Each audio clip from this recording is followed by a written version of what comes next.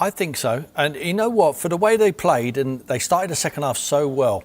And they go ahead in the game, Beto scores, and it's a decent goal. You know, he gets in behind, he slots it past Alisson and gives him no chance. And then McAllister gets him back in it he hangs in the air and his header just falls into the corner. I think Pickford should have done possibly a little bit better. And Mo Salah, who had a quiet evening, he just gave him one chance. And like I said, the boy writes his own scripts. You know, he's a little genius, his touch and his finish. And you just thought Liverpool would go on and win it. But the crowd just just carried on. They got louder and louder. And they thought it was just written in the stars here. Do you know that something might happen? And they just kept throwing bodies forward. Moisey made a load of changes. Tarkowski found himself in that dying embers of the game.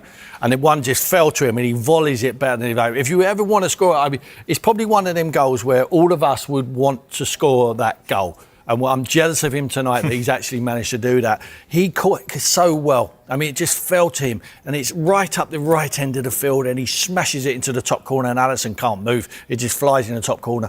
And there was a long VAR check. I thought Michael Oliver had a good game tonight. And I think VAR got this decision right.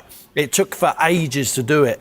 But then they blow up as soon as they kick off. I think Arne's slot and the scenes after were unsavoury. I think Virgil van Dijk needs a lot of credit. He stood up, he was very calm, he was pulling the coaching staff away, he was pulling Arne's slot away. Curtis Jones, who got a red card. It all stems from Decore running across and celebrating in front of the Liverpool fans at full time. And then Curtis Jones, he just felt he had to stick up for the fans. I don't know why. They need him. You don't need to get yourself a red card. He goes over there and they're pulling each other and everyone starts getting involved and the stewards, it's right over towards the Liverpool fans. A little bit unsavoury, but Virgil was just so calm. You know, I've just heard his interview there. He said it is what it is. It's still a point towards our goal, which is to win the Premier League. They would have wanted 3. It keeps it open, in my opinion, the Premier League. 7 points. I think it's still a big gap. Of course it is. But I just think 9 would have been too much. I think 7 just keeps it alive. And I think not only are they celebrating on the blue half of Merseyside tonight, Liverpool will feel like it's a defeat. They honestly will, because it comes so late in the day. The reason why they were so upset at full time, Arne Slot gets a red card as well, is because he feels like there was too much injury time played. Now, you've got to give that up to the referee. He decides.